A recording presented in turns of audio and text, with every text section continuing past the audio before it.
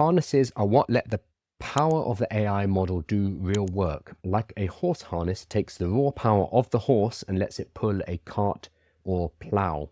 A harness is a system that lets the AI use tools, take actions, and complete multi-step tasks on its own.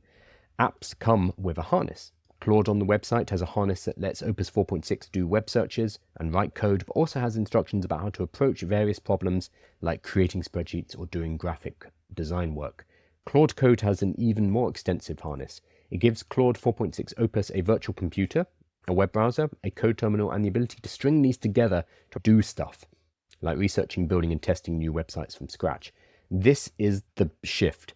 Previously, we would talk to ChatGPT, it would give us information, it could write code for us, but then we'd have to take that code and take it over to whatever we were using to build a website.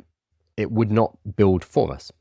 Now we're moving into a time where you won't just ask the AI or the model for information. It won't just deliver the code to you, but it will actually go and put that code in the right place, connect it up, create your folder structure, give you a preview, help you debug, help you work out what is going on. It will build the thing for you. So it will do stuff like researching, building, and testing your website from scratch. Manus, recently acquired by Meta, was a standalone harness that could wrap around multiple models. OpenClaw, which made big news recently, is mostly a harness which allows you to use any AI model locally on your computer. That is why when I talk about OpenClaw, people are always saying, oh, what computer do you need? Or do you need to buy a Mac Mini to run OpenClaw? No, because OpenClaw is a harness. OpenClaw is a piece of software. It's a couple of megabytes, so I think it's very small. You can put OpenClaw on a device like this. This is a $50 Raspberry Pi. It will run on this because the harness itself is very lightweight. The harness is connecting to all of the other tools, including the large language model. So the harness itself, very, very lightweight. This is relatively new. Think of it like the conductor. So it's connecting all of these different things. It's like a foreman, it's like a conductor, and it is pathing your requests to the specific tools. It's checking to make sure the work is done and basically pulling everything together. This is relatively new. This is what is very exciting moving forward when we move into agentic AI. Previously, with the models, we would have to invoke them. We would have to sit down and say, can you do some research for me? We'd sit there, wait for the research, read the research, and give our responses. It's a back and forth process. That is no longer the case. So right now, I have a laptop over there running 5 different agents doing different things for me, and they're just off in the background. I can see 2 of them are finished, 3 of them are still going, and they've been going for 45 minutes. AIs can go off and do things themselves because of these harnesses. Until recently, you didn't have to know this. The model was the product, the app was the website, and the harness was minimal. You didn't think about it, it was just there. You typed, it responded, you typed again. Now the same model can behave very differently depending on what harness it's operating in.